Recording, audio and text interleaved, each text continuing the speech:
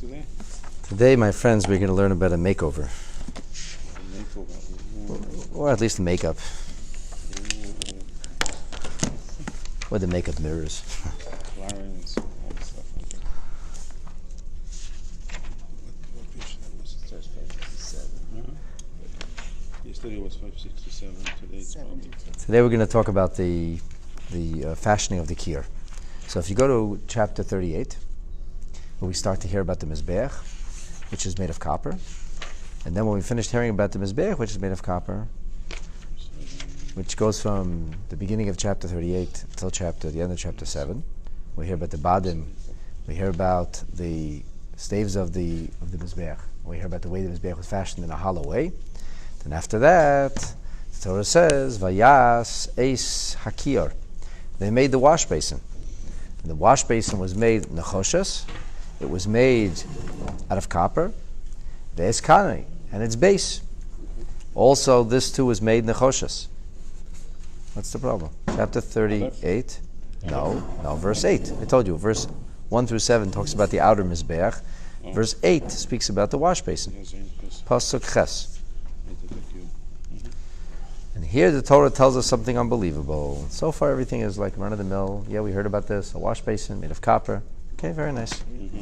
Now the Torah comes along and says, "B'mareis hatzevos asher tzovu pesach el mayed," with these makeup mirrors, which the woman had gathered at the door of the tent of meeting. And so we obviously don't know what's going on over here. Why is the Torah telling us what these materials were used for prior? I mean, after all, it goes to the Beis HaMikdash. It doesn't matter what it was used for before. It's true that we heard about some of the gold ornamentations. We heard about some of the things that they were used for. But here we're hearing about mirrors. It's the first time we hear about something which is detailed, which is not of gold. We don't know anything about the silver, only about the gold we know. And here we're getting details about the copper. And so there are many questions. What is going on here? What is behind the scenes? What's the rest of the story? So I just want to point out to you that Rabbi Bachaya maintains that all of the other things that the woman had brought, like personal effects, they were all gold. Nobody had silver jewelry. I once heard that people call silver poor man's gold. That's what I heard. Okay. So everybody was wealthy. Nobody had silver rings. Nobody had silver jewelry. Everybody was gold, bedecked in gold. The only thing they had that was copper was the mirror that they used in the makeup bag, because the mirror had to be of a shiny surface, but didn't have to be gold. So people had copper mirrors, and these copper mirrors did not take from the Mitzrayim. These copper mirrors were theirs to begin with. When you mean copper mirror, meaning like the frame, or? If you go to the Royal Ontario Museum, you'll see mirrors from that period, and they don't have a piece of glass which is attached to a wood or plastic handle like we have today. They have it's all made of one material. It has a shiny surface, and that's where you see a reflection. But it's like a single material. You can actually see Maras HaTzevis if you go there. Maybe nicer ones than they had, maybe bejeweled ones. And the question, of course, is what is going on here with this business of these mirrors? What is this? The Sefarno says this is the only real copper that the people brought individually. People didn't have copper. They had silver, they had gold. It's a little bit of copper. So this is the copper they brought. And the Ramban tells us that Moshe Rabbeinu was very uncomfortable taking this. Rashi tells us, Ramban tells us, everybody tells us. We're going to hear about Moshe Rabbeinu's discomfort with this Maras HaTzevis. Why was he uncomfortable? So it says that this is because it was used for Yetzer Hara purposes. It was used to create interest, not in necessarily davening or learning, in a different part of the human condition. So the Ramban asks, so what? We heard about the jewelry. And what was the jewelry made for? No? You don't like Yetzer Hara? That's Rashi's verbiage, it's not my verbiage. The Yetzer Hara serves a purpose. Yetzer Hara serves a purpose. Desire and lust is not a neshama thing. It's a body thing. It's a body thing. It's a Yetzer Hara thing. So it has to be harnessed and channeled and used. But it's not naturally a good thing. It's not naturally a fantastic thing. If a person has more of such a drive, you don't say, wow, he's so holy. They have a huge sex drive. Wow, what a tzaddik. Unbelievable. Okay. Right? So It is like a Yetzer Hara thing. It appeals to a very, very fleshy side of human existence. Right? There's a more exalted side, and then there's a more base side. So Ramban said, what do you mean? Well, the jewelry was also. So he says the gold all got mixed in together. He didn't know what gold was. He said a gold aron. You didn't say, oh, I see my chastity belt, the woman said. I see it. It's right there. It's in the cherubim. Everything was melted together, and it was. But he said when it came to these mirrors, the mirrors were hammered out in a way you could actually see the mirrors. It didn't lose. It wasn't melted down. The mirrors were hammered together. They were brought together in a hammered fashion, but basically it did not entirely lose its original imagery. You could kind of identify where things had come from. And Moshe Rabbeinu said, "What's going on here? You're gonna have makeup mirrors like in the Mishkan, in the laver? Like how's that gonna work?" The Oznaim Loteri kind of develops the Ramban's ideas, and he says everything was melted down. Everything's melted down, he says. The only thing that was very clear, you could actually still see what it was. So that was this concept of the mirrors. Let's take a look at Rashi. Rashi says something quite remarkable. B'maris hatzeves. Why is it that we hear now suddenly about these mirrors, and what are maris hatzeves? Says Rashi, B'nai Yisrael hayu biyadan maris. The Jewish women had in their possession mirrors. Shadayis ben. What are mirrors? Once upon a time, people don't know what a mirror is, by the way. In Europe, people didn't have mirrors, especially poor Jews living in a little village somewhere. They didn't have mirrors. They never saw a mirror in their life. So Rashi tells you, a mirror is a thing that you can see yourself in. Kishahem miskashte, so why would they use that for? When they would apply makeup or beautify themselves. Va'af oisan, and these mirrors, loy ikvu, they did not restrain. Milahavi l'nidves ha-mishkan. These mirrors were also brought to the Mishkan for the purpose of building Hashem's house. Why? Why was Moshe? How did Moshe react? V'haya Moshe behen. Moshe recoiled from them. He was unhappy with this. He said, "What are you bringing?" Why? Because they're made for a Yetzer Hara. Let me give you an example. If you go to Kever Rachel, you'll see there's a very unusual pareiches on the curtain on the Aron Kodesh there. You know what I'm talking about? If you look closely, you'll see that the pareiches is a wedding gown. What's the story of the wedding gown? There was Rahman al-Itzlan in the 90s when the monsters, the hashtag peace partner monsters, were busy blowing up Jews. There was a girl who went out for dinner with her father the night before her wedding. And she was killed by a suicide bomber. Yeah. So they took the gown that they had prepared for this girl's wedding, and they made it as a pareiches on the Kever Rachel. In general, Kever Rachel is a very emotional place. People oftentimes have moved to tears there. And when you know the story of that gown, and you look at that gown, it only adds to the already very emotional kind of way Kever Rachel shakes you up. Okay, so that makes sense. Do you think it would be reasonable to use lingerie as a pareiches? I don't think so. I think it would be kind of strange. You see, you know what? We wanted pareiches as a wedding gown, but we also want to decorate with lingerie. Okay, like lingerie is important, but it doesn't belong in a pareiches. That's what Moshe Rabbeinu said. What do you bring these mirrors over there for? I mean, it doesn't belong in the Beis HaMikdash. It's very nice. Use your makeup, but what do you bring this to me for? And Moshe recoiled. And you don't like my verbiage, but it's Rashi. Mipnei sha'asuyim li'yetzer hara. Not for the woman's Yetzer Hara, for the man's Yetzer Hara. It's made for Yetzer Hara purpose. Omer le'HaKadosh Baruch Hu. So HaKadosh Baruch Hu said to Moshe, Kabel, accept it. Why? Why should I accept it? Says the Eibishter, says God, Ki elu chavivin olay min hakel, because this is the most precious donation I got. More than anything else. This donation I value more than everything else they brought. Why? It didn't cost the most money. It wasn't the biggest sacrifice. It's much harder to give away gold jewelry than give away a mirror and a makeup bag. Why? Why was it so precious to God? So the Medrash, speaking in God's voice, continues and says, because it's through these mirrors, with the aid of these mirrors, that the women in Egypt were able to establish a nation. in Mitzrayim. And Rashi gives us a very interesting kind of backstory. When the husbands would come home in the evening, totally spent, wiped out and exhausted. So these women would come and they would welcome their husband back from the slave fields, from the killing fields, from the horrors of the day. And they didn't go back to barracks like in Auschwitz. They lived in a ghetto. They lived under miserable conditions, in squalor, but they had family homes. They would bring them maichol umishta. They would bring them food and drink. They would feed their husbands.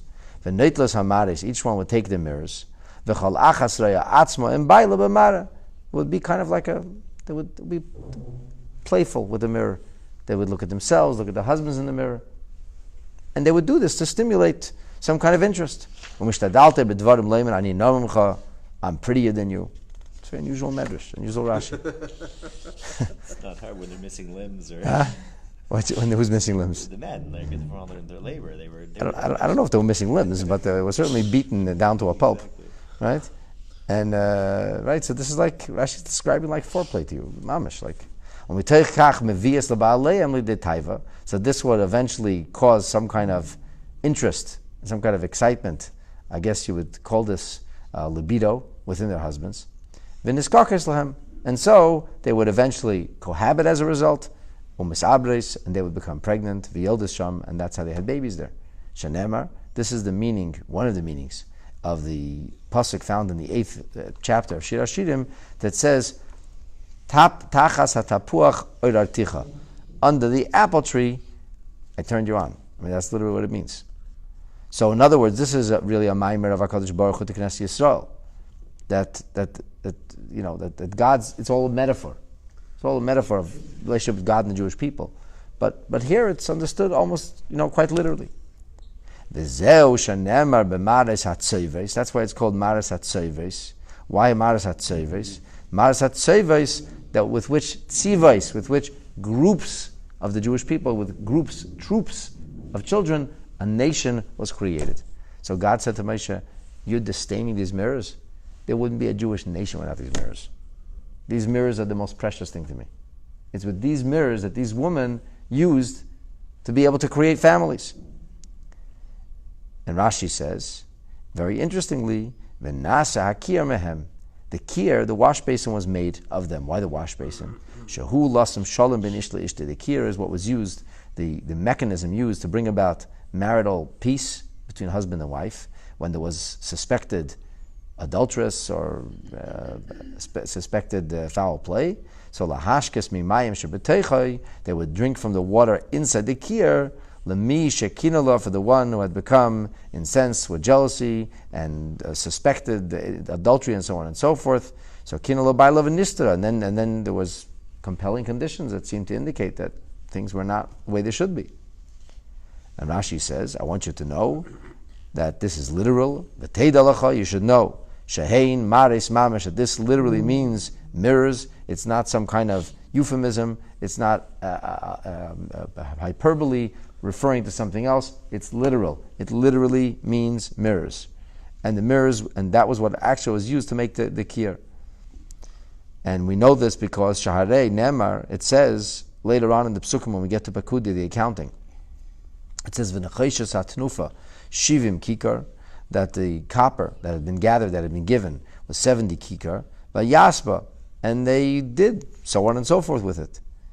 The kir v'kane lehuskerisham, and the kir v'kane is not mentioned. And from this lamadata shlehoyo necheshes shakir min necheshes hatnufa, that this was not like the rest of the copper. There was the copper that everybody donated, that was melted down or smelted and used as metals are used. The copper, the mirrors were used differently. Kach Doresh Rabbi Tanchuma. This is the way Rabbi Tanchuma expounded these verses. V'chein Tirgum Uncle, as Rashi says. Uncle says the same thing. He says, what's Maras HaTzoyves? He says, Machazias Nishaya, the mirror of the woman. V'hu Targum Shomaris.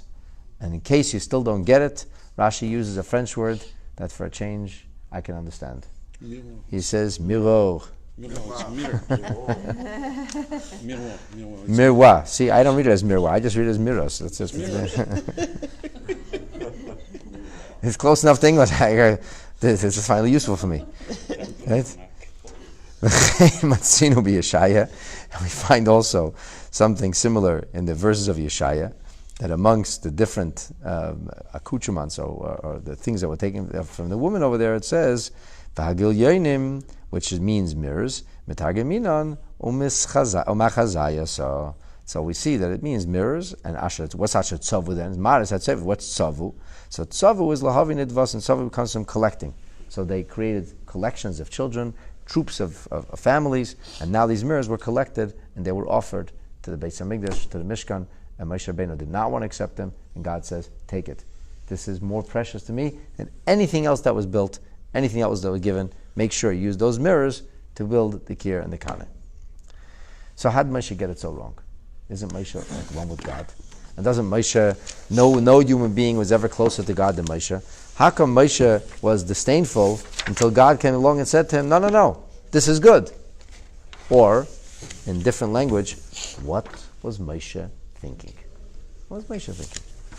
So of course we don't know what Moshe was thinking. You can ask Moshe Rabbeinu when Mashiach comes. But here's a good chance that this is what Moshe was thinking. The Rebbe has this wonderful rumination. It's the last teaching on Parshas Vayakhel. And he explains what Moshe was thinking and what God was telling him, and the lesson that we all learn from it. Page Shin Pei Gimel, which is Siman Chav Beis. The Rebbe sets out here to bring about a clarification, to shine light, a bir oimik ta'anasish al Moshe, to understand the profundity and the depth behind Moshe's approach, v'tshuvasish HaKadosh Baruch Hu, and conversely God's response. Be'inyan mailas nevuasish al Moshe. So let's first begin with a little bit of an analysis of the virtue of Moshe Rabbeinu's prophecy vis-a-vis the other prophets. Okay, because always, if you want to know what something's uniqueness is, you'll oftentimes frame it by other realities or create what they call contradistinction. So let's set this aside from other things. And when we're talking about prophecy, we have a very hard time defining. So what was Moshe's prophecy? Why do we have a hard time defining it? Because we don't know what prophecy is. So you go to a blind person and say, please explain the difference to me between yellow and red. How will the blind person explain it to you? Or better yet, how will you explain it to a blind person who never saw colors? One is light, one is dark. That's what you're talking about. All he sees never is dark. So we're talking about prophecy. We're in the dark here. We don't even know what we're talking about. So we have euphemism, we have description.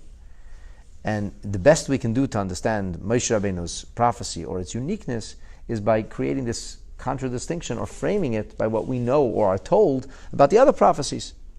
So one of the things we're told about the prophecy of Moshe Rabbeinu, and this is taken from a Gemara in Maseches Yevamos on page 49, that it says, and this is a quote, Kol HaNeviim nistaklu ba'aspaklaria she'eina me'ira. All of the prophets looked through a glass that wasn't translucent. How do you look through a glass that's not translucent? No, it's not see-through. How do you look through it? How do you see in a glass that's not transparent? How do you? What do you mean? Can't. Of course you can. What do you mean? You can see through a glass that's not translucent? You looked in the mirror this morning? Yeah. Yeah. What was it made of? Sand, whatever. Your mirror is made of glass. Your mirror is a piece of glass. Glass, but you're asking about at the core what the glass is made of. I understand. The glass, I'm not asking what the glass is. It's glass. What's behind the glass? These days? Paint. Silver paint. Okay. So it's glass that's not transparent. What do you see in that glass? A reflection. A reflection. How do people in a submarine see? To look at the little window. It's called a periscope. A series of mirrors. That the mirror reflection. It reflects the mirror until you can see. So, right, you never made a periscope in school, when, like in 4th grade or something? Yeah. Put a mirror on top, mirror on the bottom, 2 mirrors, right? Look at the bottom and you can see what's going on top. Yeah, okay. So that's meaning that's a glass that's not translucent. In other words, they saw a reflection. They didn't receive the divine presence itself. They got a reflection of the divine presence. The divine presence itself, too intense. So they could see via something else. as if with an interruption. They weren't seeing it, they were seeing an image of it. Incidentally, there's a big question in halacha. If somebody sees something through a periscope, is he an aid? Is he a witness? Did you actually see it? Or you see a reflection of it? So the Navi doesn't see God himself. He sees, so to speak, God, but he sees the image of God as it's reflected through something else. Whether it was images that they got, or a narrative. They're not seeing the word of Hashem directly. That was all the other Nevi'im. Moshe Rabbeinu nistakla b'aspeklaya hamira. Moshe Rabbeinu was able to see through a translucent glass. In other words, he also couldn't see God, divinity himself. He also saw through some kind of barrier, but the barrier was transparent. So Moshe Rabbeinu was looking through the window, whereas everybody else looking through a periscope. Or you would say, where you sit when you're in the driver's seat, you can see what's going on in front of you. How? Look. And how do you know what's going on behind you? Look in the mirror. You have a rear view mirror. So you have the ability to look what's going behind you and in front, but in behind you, you're looking through a mirror. Whereas in the front, you're seeing things straightforward and directly. Kiloimer, in other words, Moshe Rabbeinu ra samahusa because he saw the essence of divinity itself. Like somebody sees through a window, which means zuchuchis shkufa, a clear glass. The other prophets, they saw through a mirror that was not transparent. Like you said, how could you see through glass that's not transparent? What's the answer? The answer is a mirror, a mara. Ella. The truth is, though, in both ways, the way of seeing through the front of the glass or the way of seeing through the rear view mirror, in both instances, one has a virtue on the other. How can it be a virtue in seeing something through a rear view mirror or periscope? When you're looking through a clear glass, you're seeing things literally. You're seeing it. I saw it. But on the other hand, your field of vision is limited. You can only see what's in front of you. And when you don't have the mirrors, you have a blind spot. There's about 40 years ago, somebody created a mirror which none of the car companies actually adopted. I guess they don't want to spend the money on it, but people used to install these mirrors themselves. A mirror that was a series of mirrors, not just a simple mirror, that actually gave you the ability to see in your blind spot too. Now, why the car companies never adopted it, I don't know. But today, new cars that are made have technology that beeps, or has a light go on in the car in your blind spot. So this is because the field of vision, the natural field of vision, is limited. We have direct vision, we have peripheral vision, and then, some people have better peripheral vision, some people have weaker peripheral vision. One of the things the eye doctor tests you for is peripheral vision. And everybody has a certain area where it's beyond the peripheral vision and you can't see anymore. It's already in your blind spot, too much on the side. So the reality is that when you see things straightforwardly, you're seeing the thing itself, but your field of vision is limited. You can only see what's before you. It's impossible to see, even though you have a clear glass in the back window of the car, you can't see through it, unless you drive looking out the back, and that's definitely not a good idea. In a mirror, you're only seeing a reflection. However, you're not seeing the davar atzmei. Thanks to the rear view mirror, I can see what's behind me. Because I have mirrors on the side of my car, I know who's pulling up on either side. Now, there still is blind spots, perhaps, but with the help of mirrors, my field of vision is vastly enhanced. So there's the natural field of vision, a direct vision, but very limited, and then there's the expanded field of vision, which includes all kinds of things I wouldn't naturally be able to see with the use of mirrors. So the Rebbe says that this then is the meaning of the mahus, the essence of mares hatzoves. This is the meaning of the garden mirrors. Bechinas aspeklaria she'eina meira. This is the glass that's not translucent, This is the glass you can't see through. Maris elu, these maris nasu liyetzer hara. They're made for the Yetzer Hara. What does that mean? Miyatzkes es hayecheles lides. It gives us the ability to see ulahachnes letchum hakdusha, to bring into the scrimmage of holiness gam Mishkan Makeover, also that which is behind, not naturally part of the field of vision of holiness. So the holy field of vision has a limited thing it's able to see, a limited perspective. But the mirror enables me to deal with the Yetzer Hara, the thing which is not in the natural field of vision.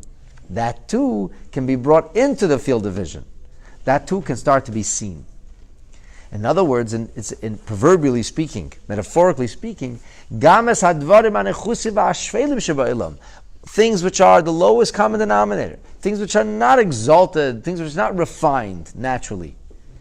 So that too can be brought into tandem with the serving of Hashem. Sheyiskayim gam bohem v'shachanti b'seicham, that in them should also be fulfilled the concept of, and I will dwell amongst them. Lastly, is barach, to make for Hashem a dwelling place, b'tachtoinim, and the lowest possible level. And this, my dear friends, is the reason that Moshe Rabbeinu, he recoiled when he saw mirrors. He couldn't understand mirrors. Moshe Rabbeinu, who sees divine image itself, whatever that means. He sees straightforward. He's looking through the glass. So what do you bring me a periscope for? What do you bring me mirrors for? I want to see the thing itself. My field of vision is things which are only naturally holy. That's my field of vision. And I'm not capable of looking into a mirror. Things that the divine revelation happens in a natural, straightforward manner. In other words, he wanted the Beis HaMikdash to be like a glass, to see the Eibishter like through glass. Gili Mehusa Lakus. He said the Beis HaMikdash is a window into heaven. It's a window. The eyes are windows of the soul. The Beis HaMikdash is a window. Hashem says about the Beis HaMikdash, Vayel eni v'libi, my eyes will be there. It's a window. So what do we find out? We find out that Moshe Rabbeinu said, but there's going to be things missing in the field of vision if it's a window. So what? He says, that's fine. So what? You don't need to see those other things. If it isn't already in the field of vision, it doesn't have to get into the field of vision. Leave it out. The V'shachanti b'seicham is in the natural field of vision where it proverbially belongs. HaKadosh Baruch Hu answers to Moshe, no. Elu chavivin olai min hakoil. These are most dear to me. Tachlisa shel Mishkan, the ultimate purpose of the Mishkan is not to be merely a window to heaven, but rather to be an elevating device for earth. The transformation of the earthiness. We need the mirrors here.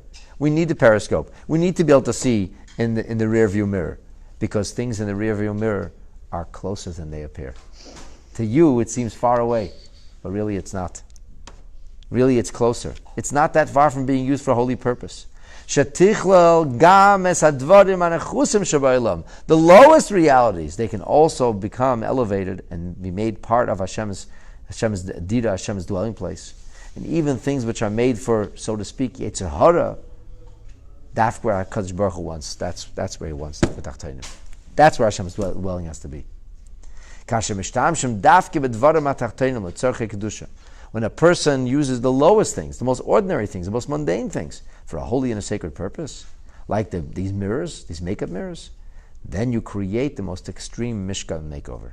The most extreme Mishkan Makeover is not when you take that which is naturally beautiful and holy. When you take that which otherwise would not be naturally beautiful and holy, and you go from that extreme and you make that over into holiness, this is the mirrors that the woman brought, and this is why Moshe Rabbeinu initially couldn't understand, and the message that God conveys to him, which is extremely relevant and meaningful and important to us. How many times I come to the person that put on film and says, Rabbi, I do that in shul. I do that in shul. We're in an airport here. What are you talking about? We're in the middle of a store over here. So what do you think, God is not here? Oh, I believe God's everywhere. Don't tell me. I said, so why don't you put on film today? I got busy. Okay, so I said, I have film in my hand. Let's do it here. The notion that religion, God, spirituality, it belongs in a shul. It belongs in a natural line of vision. It doesn't belong out there. Don't bring these things over here. But the truth is, they're wrong. It's a well-intentioned mistake. Even Moshe Rabbeinu made this mistake. But God told him otherwise. The truth is that things in the rearview mirror are closer than they appear to be. And our task is to bring them from the back, proverbially, into the front, that they too should become a diru le'yizbarech, a dwelling place for Hashem in our world.